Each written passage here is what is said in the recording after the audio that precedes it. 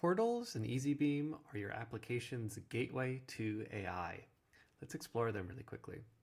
Right now, I've got a portal called Speakeasy Language Learning App, and I'm on this version that's called OpenAI version. You can see right here. Here, I'll select the OpenAI provider. It's got a check mark next to it because I have it configured. And then we can look at the actual prompt. So this is what's going to be powering your AI application. And you'll see that there are these two ats here. There's language, and lesson. And these will get filled in with data live from your application. So when you actually call Easybeam, and I'll just show you in code really quickly because it's interesting. When you actually call the lesson, so you can see Easybeam here, you'll call it with the ID of the portal, and that's just the user ID, and then these are the filled variables. So you can see here, I'm sending the content of the lesson for the lesson, and then the language of the current lesson. We don't need to get into the details, but that's, I think, illustrative of what's going on. Every portal has a bunch of, you'll have a bunch of different versions that you can create and edit and update and switch between without making any changes in your code. So the portal's ID is this B6WLIK. It's referenced in the URL, but you can actually see it more easily with the Connect API. It's just listed here, and there's documentation about how to attach to it. And then you use this in your code, right? This is what's referenced here. The cool thing is that we can actually just change the version here. So currently this is OpenAI, this is Anthropic. Oh, let's check out this Anthropic version. Let's actually go Grok, change to Grok. And let's say, oh, be very sassy. Let's try this and let's preview how this actually looks here. So let's input something. Oh, let's do Russian. So I was playing with before. We can do the content of a language lesson in lesson, but let's see how it does. Okay, be very sassy, but be clear. Let's try that again, the updated portal. It's not being as sassy as we might hope. Okay, well, let's try it anyway. So we have this version here. This version is currently powering the application whose code you just saw. I have that open here. And let's restart here. So when I'm restarting this lesson, it's actually calling this portal, and then it's pulling, it's using this version here, this OpenAI version, and then it's injecting with this data that we're sending along, which is the language lesson and the language. And then that's being sent to OpenAI, and then we're receiving the value in our application. Easybeam's handling all those steps under the hood for us. We don't have to think about it. But this is a little boring, so let's switch back to this Grok version, and let's deploy this here. So we have our update, and we have our AI provider set to Grok. Let's publish this. Great, so this is a warning just saying, okay, any traffic to that portal ID is now going to be sent to Grok. So let's publish it and see what happens. Okay, great. So now the Grok version is live. So all traffic in our application is going to be routed to this prompt instead.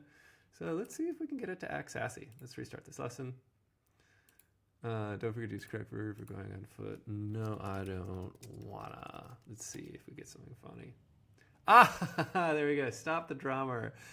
Stop the drama and translators, blah, blah, blah. You can see that Grok might provide actually a little bit lower quality output. So let's hop back to our OpenAI version. I think I like that a little bit more. But let's also make this one sassy.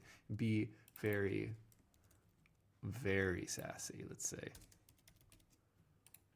Okay, and now let's republish this version and see what happens. Okay, OpenAI version is live.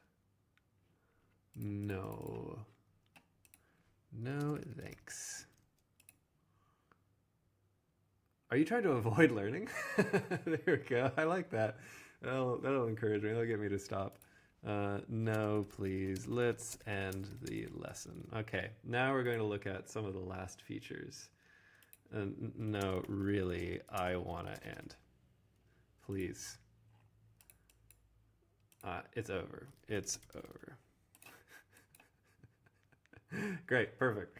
So I have this coded up so that when this interaction is over, we can submit a review. So I'm going to give this 5 stars because I loved being bullied. I think that was very fun. So I just submitted a review for 5 stars. Now we can analyze what just happened, if our users actually liked having a sassy language teacher or not.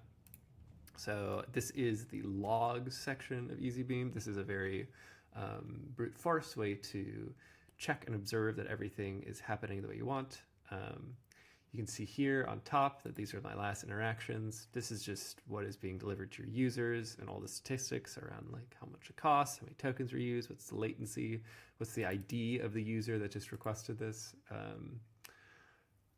Really, really helpful if you want to make sure that the AI is performing exactly how you are expecting it to behave. But if we can actually get wider information on trends by entering the analytics section of Easybeam. Oh, here's also a test center. But let's hop into the analytics first here. Let's enter the analytics portion. Exactly. So you can see here that over the past week, apparently I have reviewed it once as a 4 stars and then once as 5 stars. So you can see the score of this version has been increasing over time.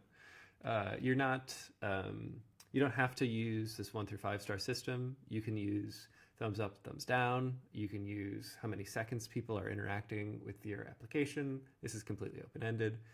And then you can see we have some statistics around the duration, what percentage are free, 100%, great, love that. And then how many tokens are being used in total per day, whatever. And then if we're testing out multiple different versions and want to see how they're comparing against each other, we can open up the test center. So ideally in your flow, this is something that you would do before you deploy a version live to users. What I did previously was just as a demonstration, clicking between these versions and deploying without actually testing. But we can create these tests, and then every tests are just the variables that are filled in, so we can see how the AI responds in these situations, right? So here I have the language as French, the lesson as important concepts, something about verbs of motion in French, and then here the same, but for German. And now I want to compare these 3 versions. So I have these versions that we looked at a second ago here, just these are the different versions, right? I have these 3 different versions, one with OpenAI, one with Grok, and one with Gemini. And back to the test center. I want to run all 3 of those versions against French data and German data. So that equals 6 tests. So I can just click that and we'll see. And great. Wow, you can see how quickly these ones are finishing. That's awesome.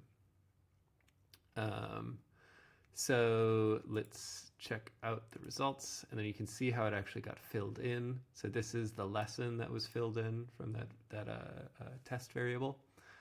And then we can see the output, which is translate the following sentence into German. The rock climber went to the panoramic mountain yesterday. Sure.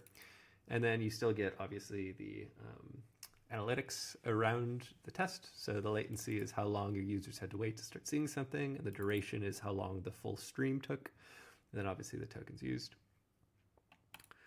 Yeah, and that is a very, very quick overview of how you can use the portal features.